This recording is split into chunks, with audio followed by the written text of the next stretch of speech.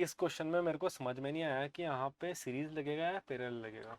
देखो इस क्वेश्चन में अगर गौर करोगे तो सबसे बड़ी बात जो गौर करने की है, बेटा यहाँ पे व्हीट स्टोन पे जा रखा है। Okay sir. सबसे पहली चीज रेशो चेक करो 5:3, जी। है ना।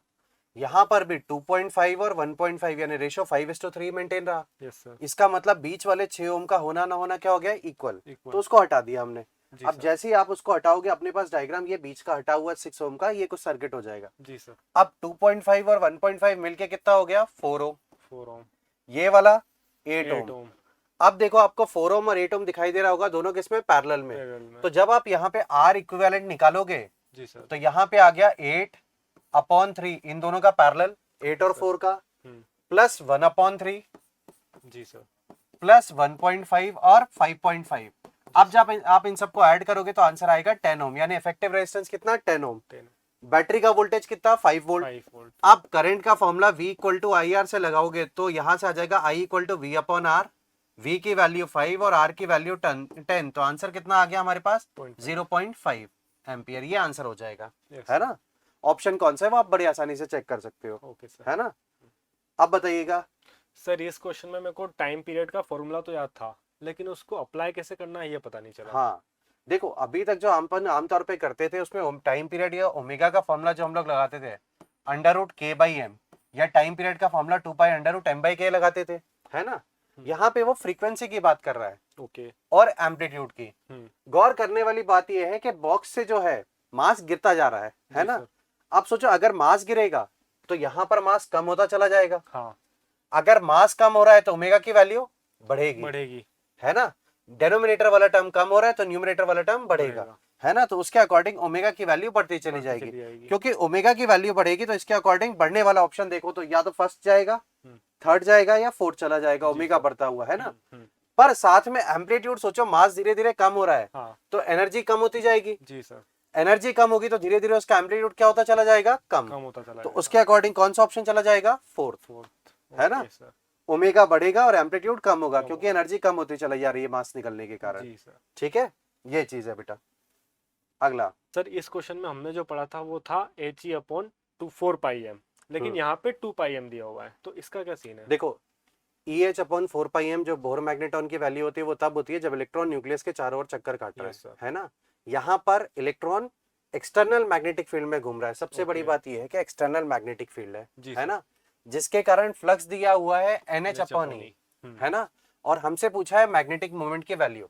जी सर। तो अब जो क्वेश्चन में खेलना है वो सबसे पहले आ गया मैग्नेटिक फ्लक्स। तो मैग्नेटिक फ्लक्स का formula B into area. Area कितना बेटा, πr² हो जाएगा, है ना, एरिया की वैल्यू सर्कल की। Yes sir. That will be equal to कितना, NH/E। ई। ये पहले इक्वेशन बन गया। Yes sir. अब जरा सोच के देखो, आपन ने पढ़ा हुआ है रेडियस का फॉर्मूला होता है mv/bq, है ना। Yes sir. अब आप इसमें जैसे ही रेडियस से मल्टीप्लाई करोगे तो रेडियस का स्क्वायर हो गया, r²। पाई से मल्टीप्लाई किया तो यहां पर भी पाई आ गया। Yes sir. अब बता mvr को अपन एंगुलर मोमेंटम बोलते हैं, तो mvr की जगह आ गया angular momentum L into pi. जी sir. Equal to B, Q के जगह आ जाएगा E, तो B इंटू ई, है ना, क्यू की वैल्यू E से रिप्लेस कर दिया। Yes, sir। और πr² ये रहा, ए। है ना। तो ये जो टर्म है आपके पास, ये आपके पास B इंटू πr² के टर्म यहां से आप डायरेक्टली निकाल सकते हो, है ना। Yes sir. तो यहां से देखो B into πr² will be equal to L pi upon कितना बेटा, E, है ना। ये वाला फॉर्मूला हमारे पास आ चुका है। Yes sir. अब B इंटू πr² की वैल्यू यहां से और यहां से दोनों की वैल्यू इक्वेट करवा दो, है ना। एक ये फॉर्मूला अपना B इंटू πr² का, एक ये, तो यहां से आ जाएगा NH/E equal to L into pi upon E। E से ही cancel, L will be equal to NH/पाई। ये हमारे पास वैल्यू आ गई। जी सर। है ना।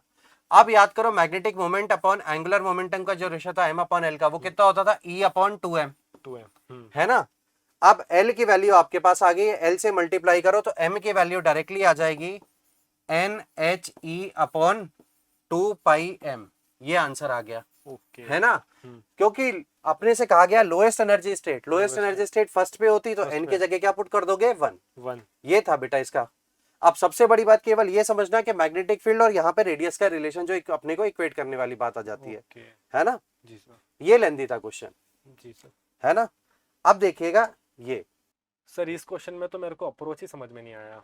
देखो इस क्वेश्चन का सबसे क्वेश्चन अगर टफ बात करें तो सबसे पहले क्वेश्चन में यही ज्यादा टफ क्वेश्चन है, सबसे ज्यादा क्वेश्चन। अब देखो जरा हाइट का जो डिफरेंस है यहाँ पर वाई एक्सिस के अकॉर्डिंग कितना आ गया, वाई, वाई है ना। इस हाइट के कारण जो प्रेशर डिफरेंस होगा that will be equal to rho G H, H की जगह हमारा कितना आ गया, Y, Y is equal to surface tension का प्रेशर, सरफेस टेंशन का pressure, surface tension Yes. Upon R, R is the radius of curvature, है ना। तो यहां से अगर आप वैल्यू निकालोगे तो ये फॉर्मूला हमारे पास आ गया कि S upon R equal to this much, है ना। Yes sir. अब यहीं पे जब आप थोड़ा सा आगे और चलते हो तो हमारे पास फॉर्मूला जरा देखिएगा, कर्वेचर का फॉर्मूला क्या है। Radius of curvature is given by 1 plus D Y upon D X, yes sir. Whole की पावर को होल स्क्वायर और पूरे की power 3/2 3/2 upon d2y upon dx square, है ना। क्योंकि हमारा थीटा बहुत छोटा है, यस सर। ऑलमोस्ट 0 डिग्री, तो dy अपॉन dx स्लोप कितना हो जाएगा, 0 हो जाएगा। तो यहाँ पर बेटा यही टर्म जो हमारे पास लिखा हुआ है r will be equal to 1 upon dy upon d2y upon dx square आ जाएगा। अब इस टर्म को इधर ले जाओ और इसको इधर ले जाओ तो d2y अपॉन dx स्क्वायर की वैल्यू आ गई 1/r, यस सर, है ना। तो यहाँ पर जो 1/r वाली टर्म है उसकी जगह directly d2y upon dx square put कर दो तो आपके पास आंसर आ जाएगा d2y upon dx square will be equal to rho G Y upon s, ये हमारा आंसर आ जाएगा डायरेक्टली फोर्थ वन। समझ में आया। सबसे बड़ी बात थी ये, एक तो रेडियस ऑफ कर्वेचर का फॉर्मूला पता होना, साथ ही साथ में ये समझना कि थीटा बहुत छोटा है, इस चीज को भी समझने वाली बात थी।